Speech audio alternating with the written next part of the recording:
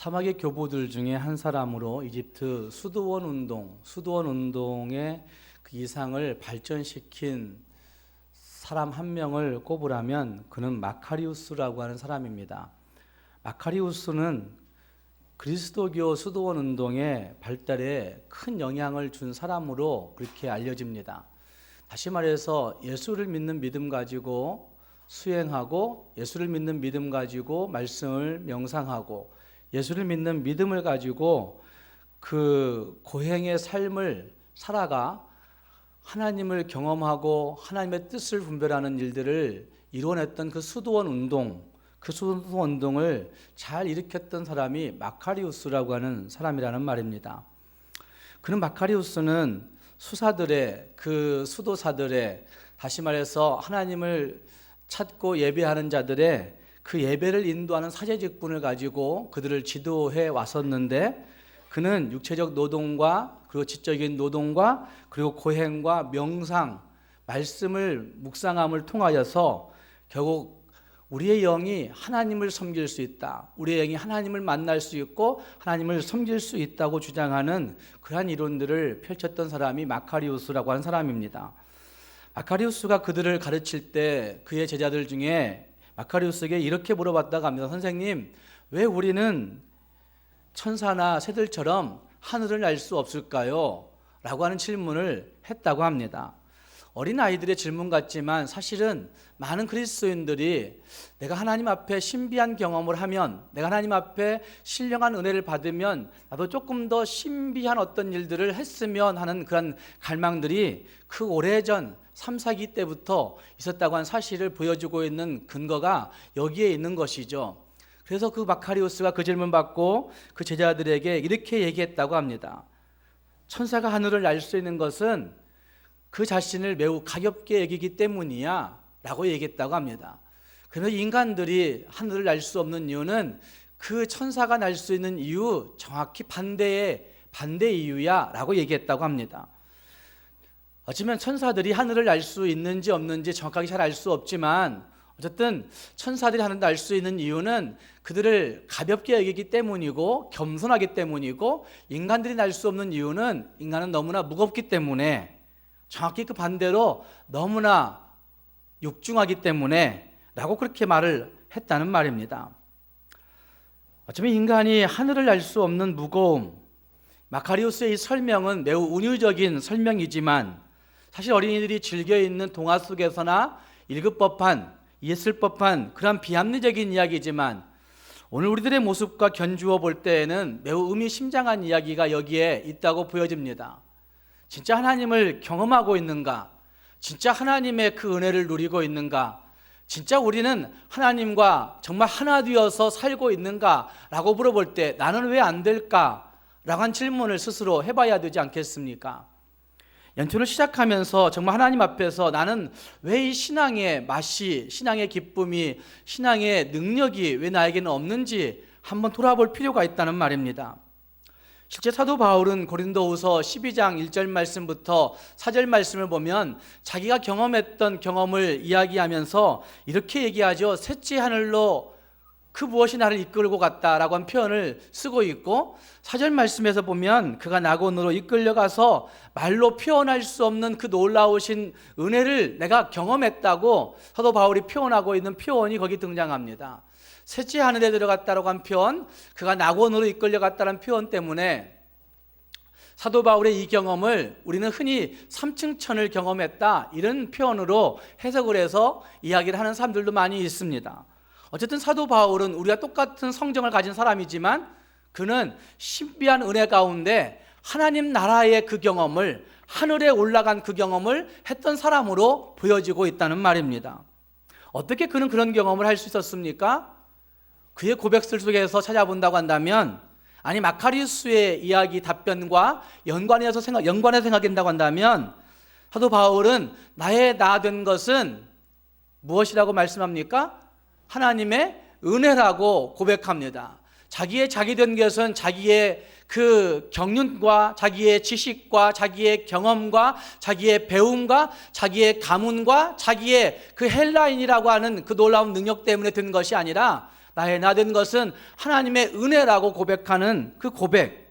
그러면서 사도 바울은 또다시 고백하지 않습니까? 하나님, 나는 당신 앞에서 매일매일 날마다 죽습니다 라고 고백하는 고백이 있는 것과 같이 하나님 앞에서 한없이 낮아지고 한없이 없어지고 한없이 겸손해지고 한없이 가볍게 인식하고 한없이 하찮게 인식하는 그 겸손함 때문에 하나님이 그 사도 바울을 삼층천 하늘을 경험하는 그런 사람으로 만드는 것이 아닌가, 이렇게 얘기할 수가 있다는 말입니다. 불행하게도 많은 사람들이 자기 자신을 대단하다고 여기고 살아갑니다. 자신의 실존을 정확하게 보지 못하는 일들이 너무나 많이 있다는 말입니다. 현재 자신이 가지고 있는 어떤 위치나, 현재 자신이 가지고 있는 어떤 집이나, 현재 자신이 가지고 있는 재산이나, 현재 자신이 가지고 있는 권세 있는 그 무엇들, 현재 자신이 가지고 있는 그 위치들, 시간이 지나가면 다 없어질 것들인데도 불구하고 제가 여기 와서 이제 12년째가 되어가고 있죠.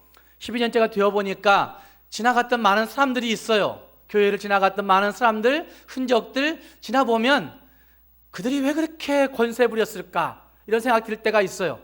금방 다 지나갑니다. 이 또한 지나가는 것들이죠. 앞으로 한 10년만 지나가면 여러분들이 쌓아놨던 그것들이 얼마나 남아있을까, 저는 그런 생각을 해봐요. 10년 후면 여기에 안 계실 분들도 꽤 있는 거죠.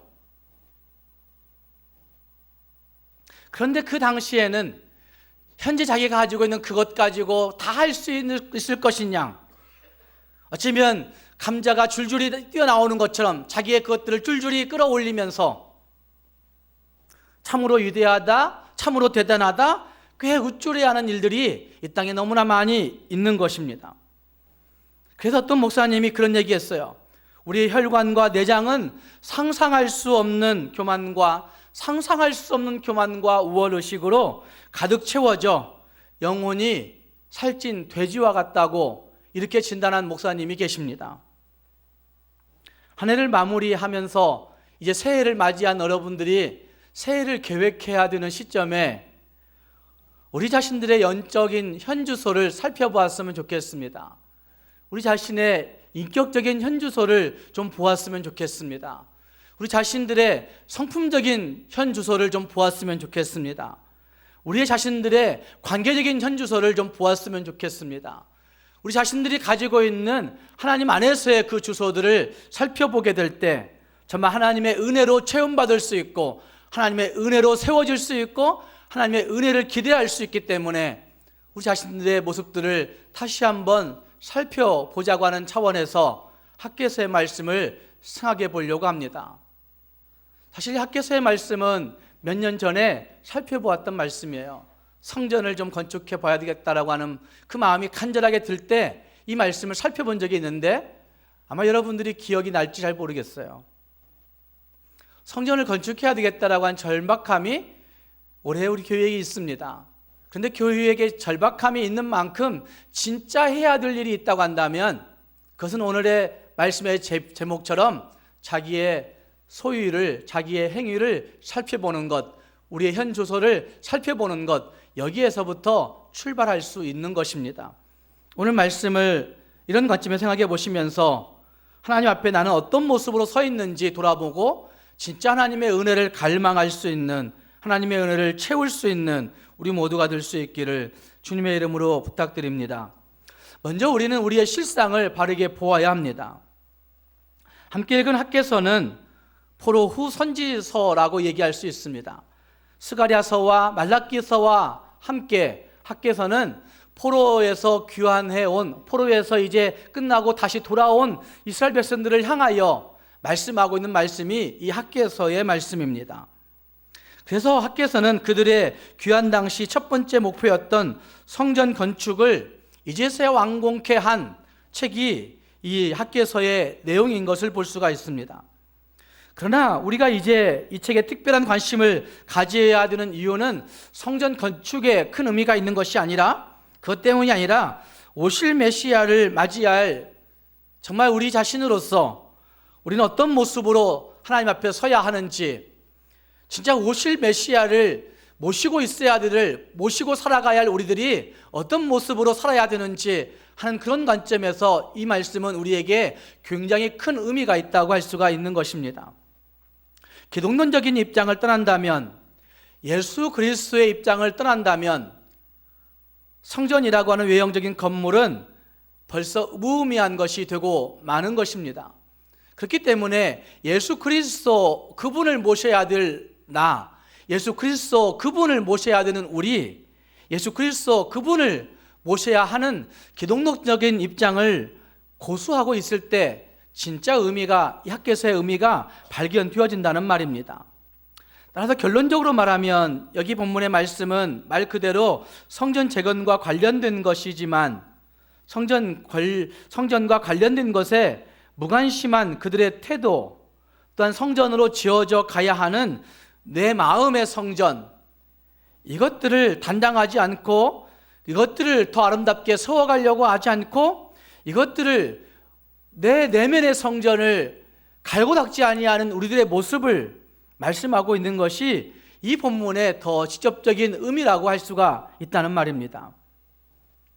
함께 그 말씀 1절 말씀에서 언급하고 있는 것처럼 바사왕 다리오 2년에 일어난 일이라 이렇게 말씀하고 있습니다.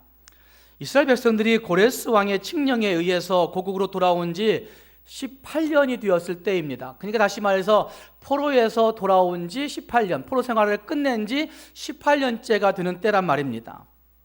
처음 그들이 돌아올 때만 해도 우리가 우리가 신앙생활을 잘못해서 하나님께 징계받아 포로로 잡혀갔으니 이제는 정말 신앙생활 잘하자, 이제는 제대로 하나님 섬기자, 이제는 하나님 우선적으로 섬기자, 내가 주인 삼았던 그 세상의 모든 것들을 다 내려놓고 이제는 하나님만 섬기자, 아마 이런 마음이 18년 전에 있었을 것입니다.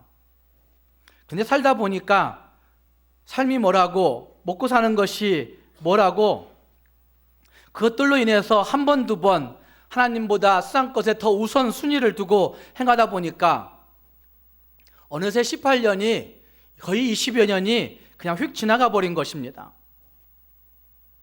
구약시대 성전은 하나님의 집이라고도 칭하였습니다. 하나님의 임재하심이 있는, 하나님의 임재하심을 보여주는 곳, 그곳을 성전이라고 일컫고 그것을 하나님의 집이라고도 칭하였다는 말입니다. 하나님의 집이었던 성전은 그래서 하나님을 위한 것이라기보다는 곧 백성들을 위한 것이라고도 할 수 있습니다. 하나님의 임재하심이 없이는 그들은 진행할 수 없었기 때문에, 하나님의 임재하심이 없어는 그들은 살 수 없었기 때문에 성전은 하나님을 위한 곳이라만 할 수 있는 것이 아니라 성전은 백성들을 위한 곳이라 할 수 있다는 말입니다. 백성들의 죄사함과 축복을 이어주는 통로 역할을 했던 곳이 성전이었습니다. 백성들이 하나님 앞에 나와 하나님을 느끼고 하나님을 체험하고 하나님을 만날 수 있었던 곳이 바로 그 성전이었습니다. 백성들이 나와 내 죄가 사함받았구나 라는 사실을 체험하고 하나님을 예배하였던 곳이 성전이었습니다. 그렇다고 성전이 없다고 해서 하나님께 드려지는 제물과 제사를 하나님이 거부한 일이 있었을까? 성전이 없었을 때 하나님이 그들의 제사를 거부했을까요? 거부하지 않았을까요? 성전이 없었을 때에도 하나님께 드려지는 제사와 제물과 그 예배를 하나님이 거부하신 적이 한 번도 없습니다. 그러나 성전은 하나님께서 그의 백성들 중에 거하신다는 외적인 상징임에 틀림이 없습니다. 그렇기 때문에 성전 재건을 거부하는 행위는 곧 백성들이 하나님의 임재에 대해서 심각하게 생각하지 않았다는 의미를 가지고 있습니다. 포로에서 돌아와서 성전을 건축해야지, 성전을 재건해야지 이런 마음을 가지고 시작했겠지만 그것을 미루다가 하나님의 임재가 없어도 살 수 있겠구나, 하나님의 임재하심을 느끼지 않아도 우리는 별 탈이 없이 지내왔어, 이런 마음들이 그들 안에 있었다는 말입니다. 하나님의 축복은 간절히 구하고 있었지만 그 축복이 오는 통로라고 얘기할 수 있는 그 성전을, 하나님의 임재하심을 거부하였던 모습이 그들에게 있다는 말입니다. 물이 마시고 싶어서 컵에 물을 따를 때 이 컵을 뒤집어 놓고 따를 수 있는 사람은 없습니다. 컵을 뒤집어 놓고 따를 때에는 물이 그 컵에 들어가지 않기 때문에 그렇게 행한 사람은 바보라고 할 수 있을 겁니다. 컵에 물이 고이지 않고 주변으로 흘러갈 것이기 때문에 그런 것입니다. 그런데 우리는 종종 그런 모습으로 예수를 믿고 있는 것이죠. 하나님께 축복을 달라고 요청하면서도, 간구하면서도 정작 하나님께서 주실 축복의 그릇을, 축복 담아 주실 그릇을 준비하지 않고 있는 경우들이 너무나 많은 거죠. 그 그릇을 뒤집어 놓고 있는 경우들도 너무나 많다는 말입니다. 축복을 구할 때 그 축복이 어떤 통로를 통해 임할 것인가 하는 것을 생각해 보고 그 통로를 잘 정비하는 것, 그것도 우리의 몫이라고 할 수 있는 것입니다. 하나님의 성전은 폐허가 되어 있는데, 황무하에 있던데 주의 백성들은 편안히 살고 있었습니다.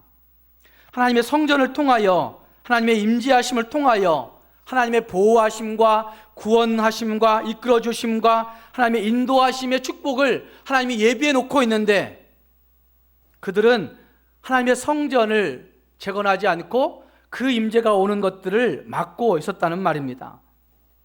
적당히 성전에도 발을 걸치지만 적당히 세상 축복의 통로도 기웃거리고 있는 그런 모습이 있었습니다. 그래서 이스라엘 백성들이 성전의 황폐함에 별로 관심이 없었던 것입니다.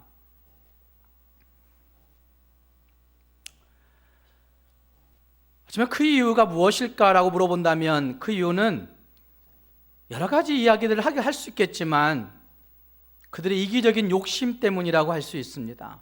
이기적인 욕심.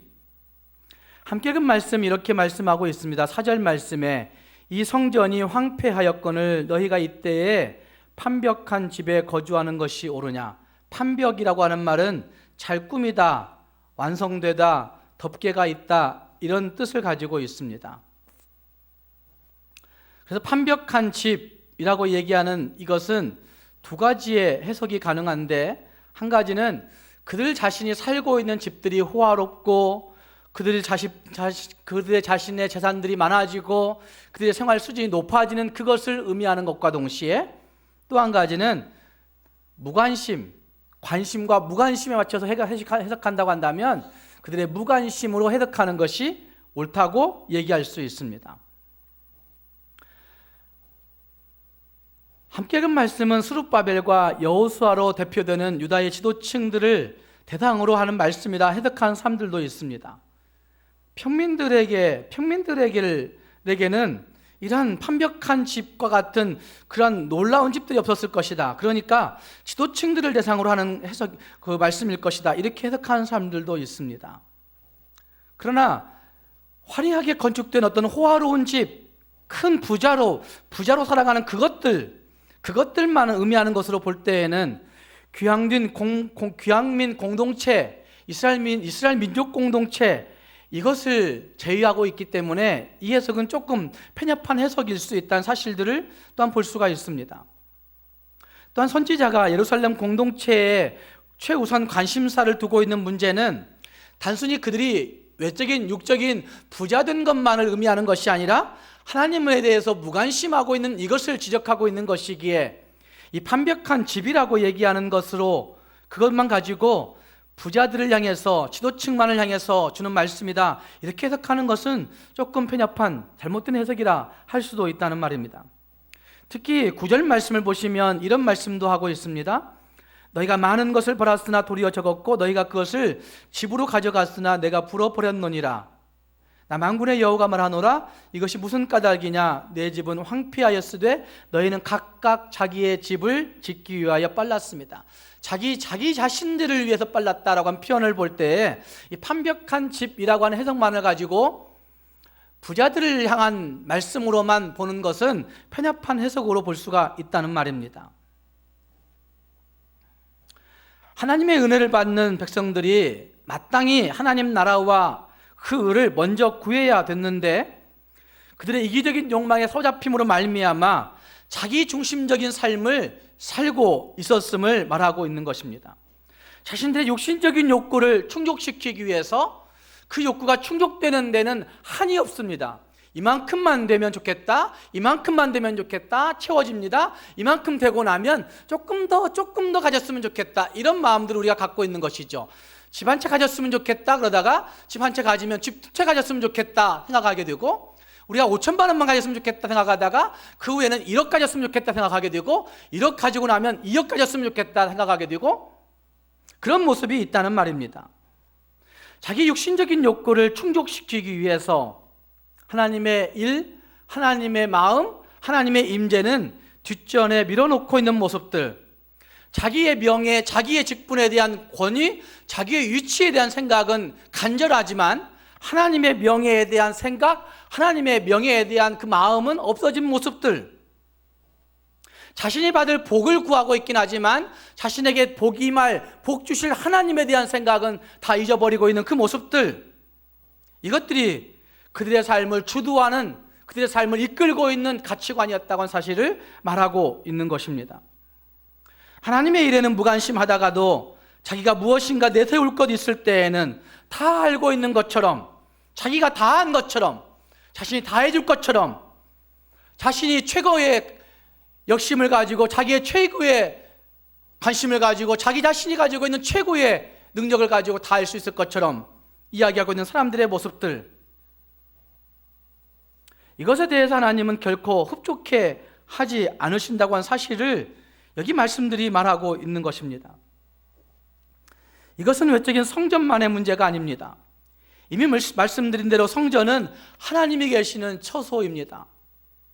그래서 옛날 우리의 선조들은 약간은 외형적인 부분이 없지 않지만 어쨌든 하나님의 성전을 애지중지하며 정말 귀하게 받들고 섬겼습니다. 감히 어떻게 신발을 신고 들어가 하나님 앞에 예배할 수 있겠느냐? 감히 어떻게 그렇게 경건하지 못한 손으로 하나님 그 성전의 성물들을 만들 수 있겠느냐? 그래서 한 주간 내내 매일매일 성전을 떠나지 아니하고 성전을 맴돌면서 신앙생활을 했죠.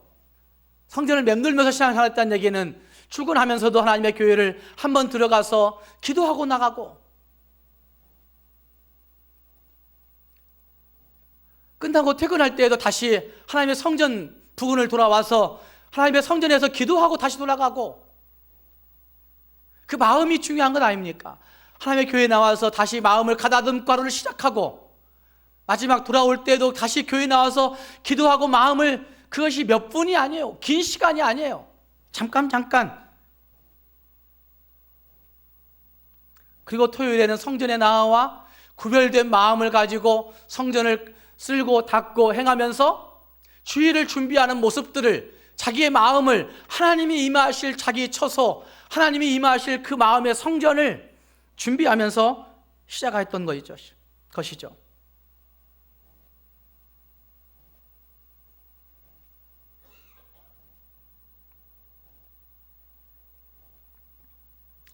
그래서 젊은 목사가 와도 젊은 목사들을, 한참 나이 드신 어른 장로님들이, 집사님들이 하나님의 메시지를 전달해주는 하나님의 사자, 하나님의 메시지를 전달해주는 하나님의 사자로 보았기 때문에 진짜 진심을 다해 존중하고, 정말 진심을 다해 존중하고, 바깥에 나가서 함부로 목사에 대해서 말하지 아니하고, 하나님의 사자를 말한다, 하나님에 대해 내가 그렇게 함부로 말할 수 있을까, 이런 생각들을 가지고 말했고,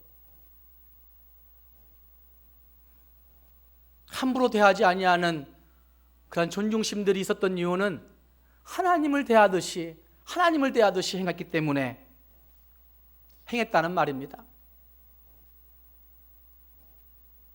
사랑하는 여러분, 신약시대의 성전은 예수 믿는 우리 모두를 의미한다고 하는 사실들을 성경 지식이 조금만 있는 분들은 다 알고 있습니다. 그렇다고 한다면 우리는 우리 마음의 성전을 가꾸는 일에 얼마나 우리의 시간과 우리의 열심과 우리의 성의를 다하고 있는지, 어쩌면 우리의 시간과 열심과 성의를 다한다는 얘기는 그만큼 우리의 마음을 거기에 쏟는다는 것이죠. 생각해 볼 필요가 있습니다. 여러분의 마음은 몇 프로 정도 하나님에게 쏟고 있는가? 자식들에게, 손자들에게 성탄절 선물 주려고 준비했던 그 마음들 있잖아요. 여러분, 성탄절에 하나님 앞에 예물 드리는 그 마음의 가치와 자식들에게 쏟는 그 마음의 가치에 비교해 보세요. 얼마만큼의 차이가 있는가?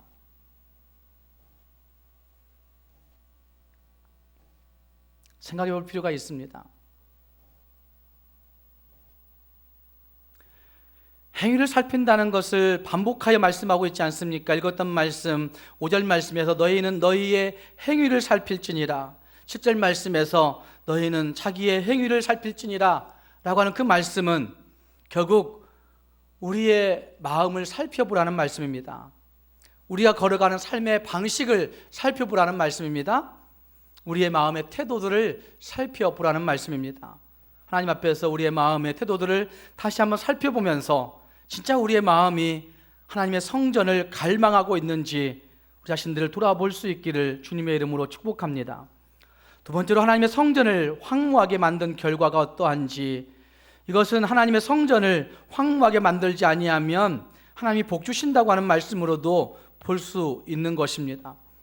그래서 읽었던 말씀을 전 5가지로 설명할 수 있다고 생각하는데, 읽었던 말씀 가운데 보시면 너희가 많이 뿌릴지라도 수확이 적었다, 이런 말씀이 거기 등장해요. 6절 말씀에 너희가 많이 뿌릴지라도 수확이 적으며, 농사 지을 때 이런 일들이 있는 거죠. 아니, 사업할 때도 그런 것이 느껴집니다. 하나님이 적절하게 복 주시지 아니하시면 아무리 열심히 모아놓았는데도 그게 남지 않는다 하는 사실들을 경험할 때가 있는 거죠. 하나님께서 하늘문을 닫고 계시면 우리가 아무리 애써도 안 된다는 사실들을 볼 수가 있다는 말입니다. 최근에도 그런 이야기 듣습니다. 해남에서 어떻게 바다일 하는, 김양식하는 그 젊은 분들이 선교사님에게 그런 얘기해요. 선교사님, 우리는 하나님 복 주셨어요. 복 주셨어요. 그 사람 1년에 매출이 7억, 8억이 된답니다. 보통 평균적으로 그 같이 그룹에서 신앙생활하는 그 사람들의 매출이. 정말 하나님 복 주시는구나. 그러나 다 그렇게 되는 거 아니에요. 바다일 하는 사람들 다 복 받는 것도 아니란 말씀이죠. 노력해도 소용이 없는 사람들도 많이 있어요. 너희가 많이 뿌릴지라도 수확이 적었다는 말씀은 매우 중요한 말씀이에요. 하나님 복 주시면 우리가 적게 일해도 하나님 많이 주실 수 있다는 사실을 말씀하고 있는 것입니다. 또 한 가지는 먹을지라도 배부르지 못하며 라고 하는 말씀이 거기에 등장합니다. 먹을지라도 배부르지 못하며, 아무리 많이 잘 먹고 좋은 것 먹고 그렇게 해도 배부르지 못하다 하는 말씀, 의미심장한 말씀이 아닐 수 없습니다. 또 그 다음 말씀에는 마실지라도 흡족하지 못하며, 이런 말씀이 있습니다. 마실지라도 흡족하지 못하며, 마음에 만족이 없다는 말씀이죠. 또 한 가지는 입어도 따뜻하지 못하며 라고 얘기하고 있는 거죠. 아무리 잘 입어도, 좋은 거 입어도, 명품 입어도 따뜻하지 못한 거죠. 5번째 요약은 일꾼이 싹을 받아도 구멍 뚫어진 전대에 넣음이 되느니라 라고 그렇게 말씀하고 있습니다. 저는 앞에 4가지의 이야기들이 결국 5번째 이야기하고 있는 구멍 뚫어진 전대에 넣음이 되느니라 라고 하는 그 말씀에 해답이 있다고 생각합니다. 아무리 열심히 싹을 받고 열심히 일했는데도 불구하고 그 저장해 놓은 것들이 구멍 뚫어진 전대와 같은 거죠. 옛날 시골에서 우물에서 물을 깃는 그런 일들이 있었어요. 두레박들을 보신 적이 있으신지 모르지만 두레박이 나무로만 되어진 두레박들은 그게 한 1년 정도나 갈까, 새로 잘 만들면, 그리고 그 주변을 촘촘하게 딱 잘 감아놓은 어떤 그 나무 껍질 같은 거, 그리고 또 더 나아간 진보됐을 때는 함석판으로 주변을 딱 밀착되게 감아놓은 것은 꽤 오래 가죠. 그런데 나무로만 되어진 두레박은 얼마 안 가서 그것이 절절절절 새게 되죠. 그래서 어떤 데 조금 더 지나가니까 그 두레박 나중에 나오는 거 보니까 함석으로 싹 씌워버린 두레박 나온 적이 있어요. 함석으로 싹 씌워버린 두레박은 한 개만 떠올려도 구멍 떨어진 두레박으로 2번, 3번 떠올린 것보다 훨씬 더 많은 양을 떠올릴 수가 있는 거죠.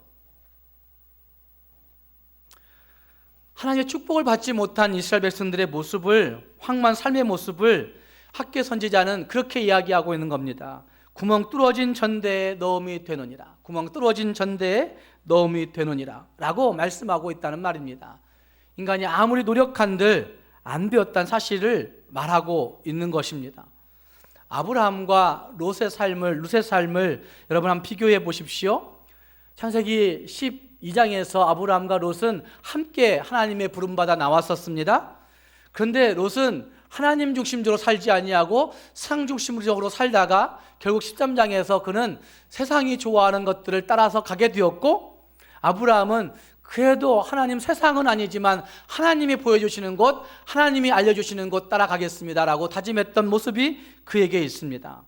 그래서 아브라함은 믿음의 조상이라고 우리가 얘기하고 있는데, 결국 하나님이 주시는 것들로 받고 하나님이 허락하시는 것들로 누리고 하나님이 허락하신 것들로 가득가득 채워진 하나님 중심의 삶으로 복받은 사람이 아브라함이 되고 있는 것입니다. 사랑하는 성도 여러분, 하나님의 성전이 황폐하였거늘 우리가 이러한 때에 홀로 이렇게 하느냐라고 한 질문은 우리의 행동을, 우리의 삶을 뒤돌아보게 하는 매우 귀중한 말씀이라고 저는 생각합니다. 하나님께서 우리 모두에게 은혜 베풀어 주셔서 상한 심령을 회복시키시고 허물어진 영적 상태를 다시 하나님이 쌓아주시고 하나님이 든든하게 세워주신다고 한다면 우리는 하나님의 임재하심을 체험하면서 하나님의 성전을 더 아름답게 세워갈 수 있는 사람들이 될 수가 있는 것입니다. 우리 모두가 다시 한번 우리 자신들을 돌아보면서 마음과 뜻을 다시 한번 돌이켜서 우리 마음의 성전을 하나님 앞에 가장 아름답게 세워드릴 수 있는 우리 모두, 그리고 거기에 하나님의 성전을 아름답게 지어드릴 수 있는 우리 모두가 될 수 있기를 주님의 이름으로 축복합니다.